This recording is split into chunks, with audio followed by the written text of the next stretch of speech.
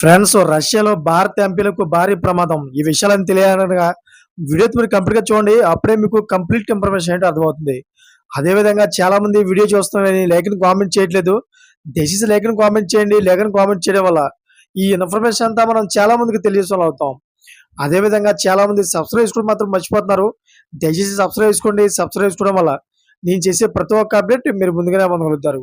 Friends, పాకిస్తాన్‌కు 3 చెరువులు నీళ్లు తాగిస్తోంది భారత్. తమతో పెట్టుకుంటే ఎట్టుంటదో శత్రు దేశానికి చూపిస్తోంది. ఉగ్రవాదం జమ్మూ కాశ్మీర్ విషయంలో తగ్గేదిలే అని అంటుంది. పహల్గామ్ దాడి ఉదంతం తర్వాత ఉగ్రవాదాన్ని పెంచి పోషిస్తున్న పాక్ విషయంలో ఇండియా పూర్తి కఠినంగా వ్యవహరిస్తోంది. ఇప్పటికే ఆపరేషన్ సింధూర్‌తో ఆ దేశానికి వెన్నులో వణుకు పుట్టించింది. భారత్‌తో యుద్ధం కాదు కదా!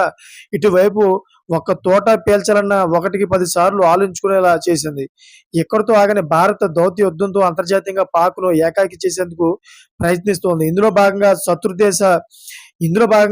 దేశ దుశ్చర్యలను ఎండగట్టేందుకు మన దేశ విధానాన్ని వివరించేందుకు ఎంపీల బృందాలను విదేశాలకు పంపుతోంది. అయితే ఈ క్రమంలో రష్యా వెళ్లిన మన ఎంపీల బృందానికి అనుకోని చిక్కు పడొచ్చింది. సరిగ్గా భారత ఎంపీల విమానం అక్కడ ల్యాండ్ అయ్యే సమయంలో రష్యా మీద డ్రోన్ దాడి చేసింది ఉక్రెయిన్. ఆ తర్వాత ఏం జరిగిందో ఇప్పుడు చూద్దాం. డ్రోన్ అటాక్ కారణంగా భారత ప్రతినిధి బృందం ప్రయాణిస్తున్న విమానం ల్యాండ్ అవ్వలేదు. రష్యా రాజధాని మాస్కో మీదుగా ఆ ఫ్లైట్ చక్కలు కొట్టాల్సి వచ్చింది.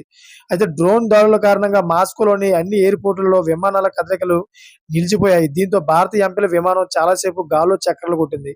ఆఖరుకు గ్రీన్ సిగ్నల్ రావడంతో మాస్కోలో ఆ విమానం ల్యాండ్ అయ్యింది.